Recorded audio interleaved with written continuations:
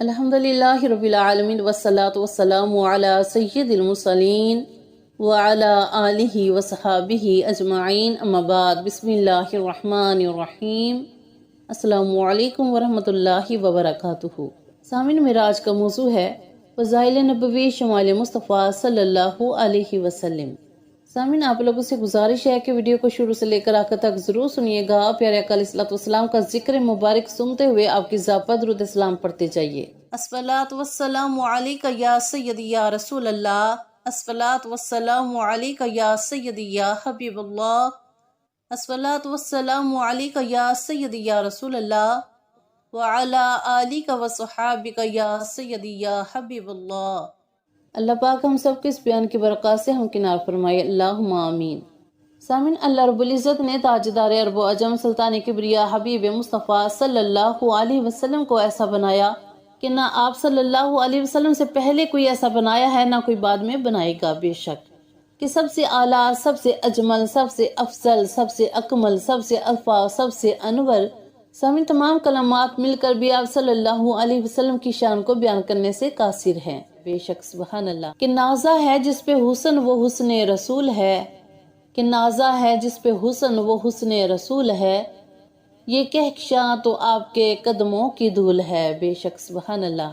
سامعین، اگر دنیا بھر کے درختوں سے قلم بنا دیے جائیں، سمندر اور دریاؤں کے پانیوں کو روشنائی میں تبدیل کر دیا جائے، اور بنی نوع انسان کے ساتھ ساتھ جنات مل کر بھی خاتم النبیین صلی اللہ علیہ وسلم کی شان اقدس، آپ کی عظمت و توانائیوں کو احاطہ تحریر میں کرنا چاہیں تو فنا ہو جائے، روشنائی ختم ہو جائے، مگر رسالت مآب صلی اللہ علیہ وسلم کی شان کا کوئی ایک باب بھی مکمل نہیں ہو سکے گا، بے شک، کیونکہ اللہ رب العزت نے قرآن پاک میں شاہ فرمایا ہے وَرَفَعْنَا لَكَ ذِكْرَكَ، اے محبوب ہم نے آپ کے ذکر کو بلند کر دیا ہے۔ تو سامعین، جس ہستی کا ذکر مولا کائنات بلند کرے، جس ہستی پر اللہ تعالیٰ کی ذات درود و سلام بھیجے، جس ہستی کا ذکر اللہ رحمان اور رحیم آسمانی کتابوں میں کرے، جس ہستی کا چلنا پھرنا اٹھنا بیٹھنا سونا جاگنا کروٹ بدلنا کھانا پینا مومنین کے لیے باعث نجات، باعث شفا، باعث رحمت، باعث ثواب، باعث حکمت، باعث دانائی ہو، اور اللہ رب العزت کی ذات نے آپ کی ذات کبریا کو مومنین کے لیے باعث شفاعت بنا دیا ہو،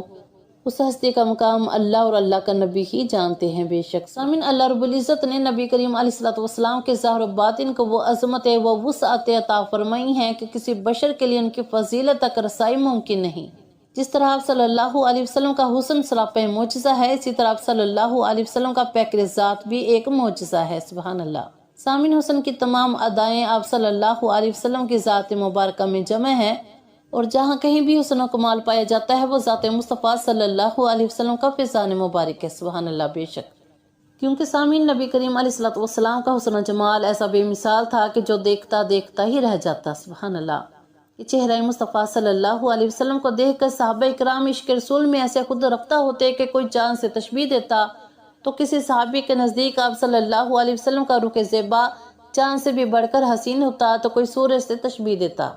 الغرض ہر صحابی اپنے اپنے الفاظ میں عشق کا اظہار کرتے ہوئے نبی پاک صاحب الاولاق صلی اللہ علیہ وسلم کے حسن و جمال کو بیان فرماتے تھے، سبحان اللہ۔ سامعین، صحابی رسول تاجدار دو عالم صلی اللہ علیہ وسلم کے درباری شاعر حضرت حسان بن ثابت رضی اللہ تعالیٰ عنہ نے اپنے قصیدے میں جمال نبوت کی شان بے مثال کو اس شان سے بیان فرمایا کہ یا رسول اللہ صلی اللہ علیہ وسلم، آپ سے زیادہ حسن و جمال والا میری آنکھ نے کبھی کسی کو دیکھا ہی نہیں، اور آپ سے کمال والا کسی عورت نے جنا ہی نہیں، سبحان اللہ، بے شک۔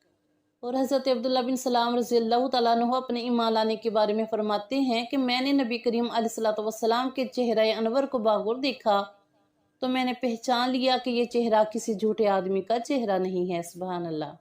اور حضرت جابر رضی اللہ تعالیٰ عنہ فرماتے ہیں کہ میں نے رسول خدا صلی اللہ علیہ وسلم سے بڑھ کر حسن و جمال دنیا میں نہیں دیکھا، آپ صلی اللہ علیہ وسلم کے سامنے چاند کا حسن و جمال بھی ماند پڑ جاتا تھا، سبحان اللہ۔ اور حضرت علی کرم اللہ وجہ کا بیان ہے کہ میں نے ایسی پاک صورت پہلے نہیں دیکھی، نہ آئندہ دیکھیں گے، بے شک۔ اور سامعین، ام المومنین حضرت سیدہ عائشہ صدیقہ رضی اللہ تعالیٰ عنہا سے زیادہ جمال محمد صلی اللہ علیہ وسلم کو کون بیان کر سکتا ہے؟ ام المومنین فرماتی ہیں، مصر والے اگر میرے محبوب کے رخسار مبارک کے اوصاف سن لیتے تو حضرت یوسف علیہ السلام کی قیمتیں لگانا بھول جاتے، اور زلیخا کو ملامت کرنے والی عورتیں اگر میرے محبوب کی جبیں مبارک دیکھ لیتی تو ہاتھوں کی بجائے اپنے دل کاٹنے کو ترجیح دیتی۔ سبحان اللہ۔ اور حضرت جابر بن سمرہ رضی اللہ تعالیٰ عنہ سے مروی ہے کہ میں ایک مرتبہ چاندنی رات میں حضور اقدس صلی اللہ علیہ وسلم کو دیکھ رہا تھا۔ حضور پاک صلی اللہ علیہ وسلم نے اس وقت سرخ داڑھیوں والا جوڑا زیب تن کیا ہوا تھا۔ آپ فرماتے ہیں کہ میں کبھی چاند کو دیکھتا تو کبھی آپ صلی اللہ علیہ وسلم کو دیکھتا۔ بالآخر میں اس نتیجے پر پہنچا کہ رسول خدا صلی اللہ علیہ وسلم چاند سے کہیں زیادہ حسین و جمیل اور منور ہیں۔ سبحان اللہ۔